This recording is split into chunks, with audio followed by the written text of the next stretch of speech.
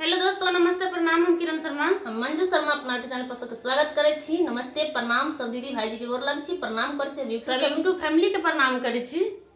और हम दोनों देवरानी जेठानी जा रहल छी बहुत प्यारा सा दर्द भरे गीत बेटी विवाह के गावा। अहाँ सब जरूर सुनब, कमेंट करके जरूर बताएब गीत केहन लागल नहीं लागल।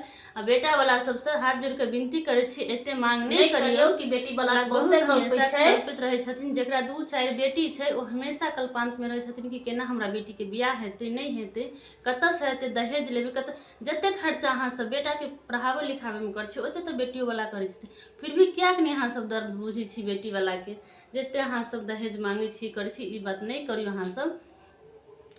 बहुत दर्द भरी गीत छै, अहाँ सब शुरू से अंत तक सुनब। बहुत दर्द भरी जब गीत तक लास्ट तक गीत के नहीं सुनबे तब तक अहाँ सब नहीं समझ पेबे गीत के। एके लक अहाँ सब जरूर लास्ट तक गीत के सुनू और कमेंट करके जरूर बताइए। प्यार आशीर्वाद अहाँ सब बरसावत रहिए और अहाँ सब ज्यादा से ज्यादा शेयर करो।